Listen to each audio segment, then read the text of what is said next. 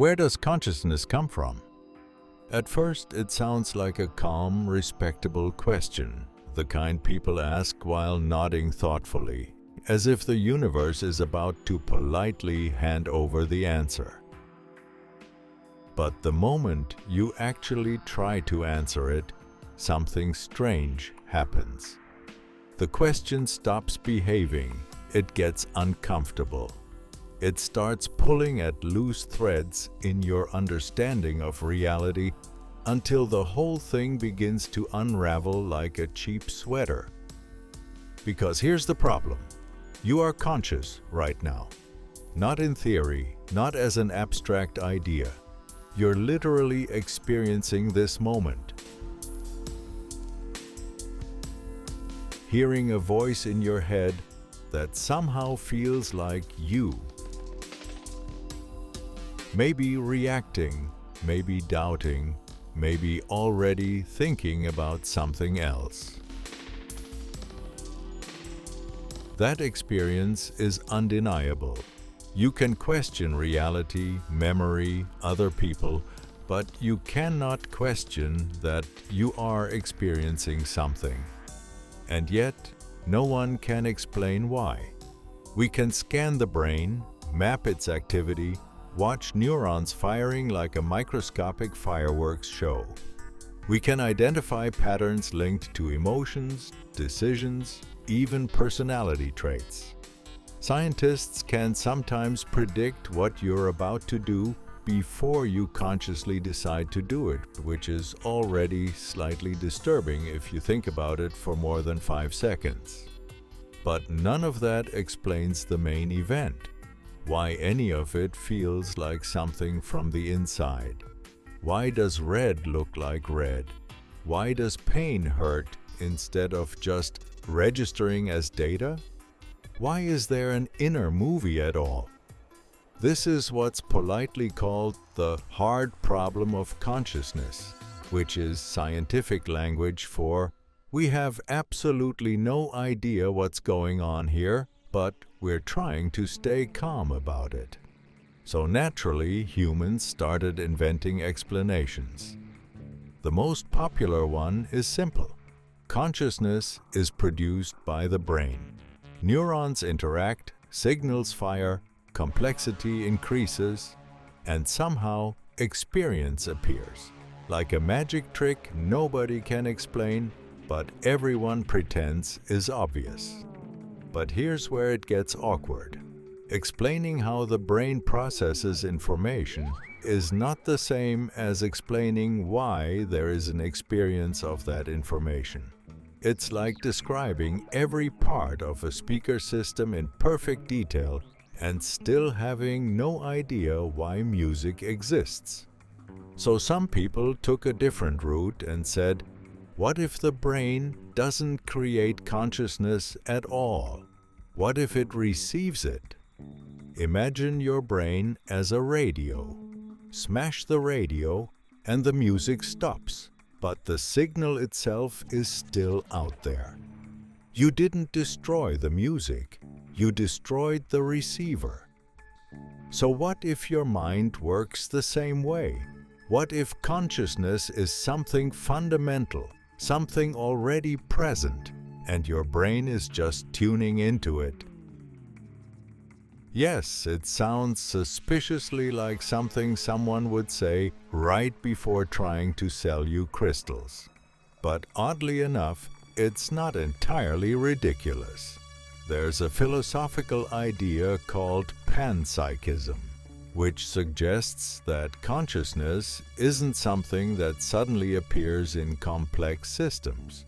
Instead, it exists everywhere, in some minimal form, even at the level of basic particles, meaning that consciousness might not be a rare miracle, but a built-in feature of reality, which raises a very strange possibility. Maybe your mind isn't creating experience. Maybe it's organizing it. But let's go further, because at this point, subtlety is no longer an option. What if consciousness isn't just everywhere, but is actually the foundation of everything. Think about it. Everything you know about reality comes through your experience. You've never directly accessed the real world. You've only experienced your brain's interpretation of it. Colors, sounds, textures, all neatly packaged into something that feels solid and trustworthy. But that's just a model, a simulation your mind builds to make sense of whatever is out there. So, what if we've been thinking about this backwards? What if reality isn't something that creates consciousness, but something consciousness creates? In other words, what if the universe isn't made of matter that somehow produces mind, but of mind that produces the illusion of matter? Congratulations! You are now officially in philosophical territory where things start sounding like a late-night conversation that got out of control. But it gets better. Let's talk about time. You experience time as a flow, from past to present to future. But physics doesn't necessarily agree with your feelings. In many models, time doesn't flow at all. All moments may exist simultaneously, like frames in a film. Your sense of movement through time could just be your consciousness moving from one frame to the next, which means your entire life, every moment, every decision, every awkward thing you said 10 years ago might already exist permanently, and your awareness is just scanning through it, creating the illusion of a continuous story.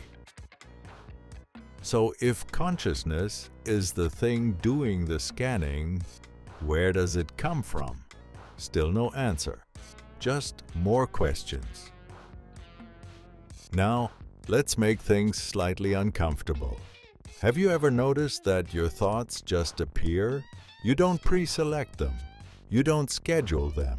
They just show up, sometimes helpful, sometimes ridiculous, sometimes aggressively unhelpful at the worst possible time.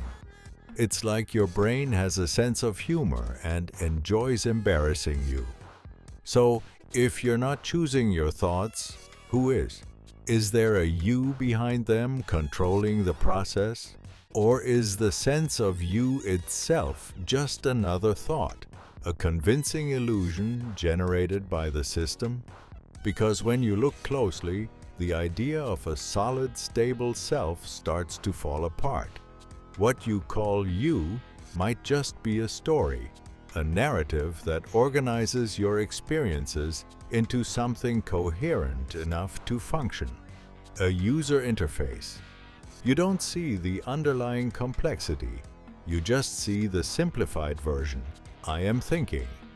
But underneath that, billions of processes, no clear central controller, just activity, which leads to a slightly unsettling idea. Maybe there is no you in the way you think there is, just consciousness happening. Now let's sprinkle in some quantum weirdness, because why not? There are interpretations of quantum physics suggesting that observation plays a role in how reality behaves. Again, not in a magical you can control everything with your mind way, but in a more subtle sense. The act of observation is part of the system. It's not separate. So here's the uncomfortable question. If observation is necessary for certain aspects of reality, and consciousness is what allows observation, then how much of reality depends on consciousness? And if it depends on consciousness, what was happening before anything was conscious? You see the problem. At some point, every explanation runs into a wall. Either you say consciousness is produced by the brain and fail to explain why it feels like anything, Or you say it's fundamental and just move the mystery one level deeper. It's like chasing the source of a river and discovering it has no beginning, only more river. So maybe the issue isn't that we haven't found the answer. Maybe the issue is that we expect the answer to look a certain way. A location, a mechanism, a clear origin. But what if consciousness doesn't have an origin? What if it's not something that comes from anywhere? What if it's just part of existence itself, always there, always present, not inside the universe, but somehow tied to it in a way we don't yet understand? At this point, you might be tempted to panic slightly. That's normal, because if we don't understand consciousness, then we don't fully understand reality. And if we don't understand reality, then everything we think we know is built on assumptions that might be incomplete. But here's the twist. That's not necessarily a bad thing, because it means the universe isn't a solved puzzle. It's not a finished story where all the answers are already written down somewhere waiting to be memorized. It's open, strange, unfinished. You are part of something that can question itself, something that can look at its own existence and say, "What is this?" And maybe that's more important than having a final answer. Because the mystery isn't a bug. It might be the feature. The fact that you can sit here and genuinely wonder what you are, that's already extraordinary. Whether consciousness turns out to be brain activity, a universal field, a simulation, or something completely beyond our current imagination. The experience of questioning it is part of the whole thing. So, where does consciousness come from? Maybe from the brain. Maybe from something deeper. Maybe from everywhere. Or maybe it doesn't come from anywhere at all, because it was never separate to begin with. Whatever the answer is, if there even is one, it's probably far more complex, more absurd, and more fascinating than anything we can currently describe. And that's the part worth holding on to, because it means reality is not small, it's not simple, it's not fully known. It's vast, layered, unpredictable, and still full of things we haven't even begun to understand. So instead of rushing to close the question, maybe it's better to leave it open. Let it stay strange. Let it stay unresolved. Because the truth, whatever it is still out there, somewhere between what we know and what we can't even imagine yet. And if this made you question things even a little, good. Because this is just the beginning. There are far stranger, darker, and more absurd ideas waiting ahead. And in the next video, things only get weirder.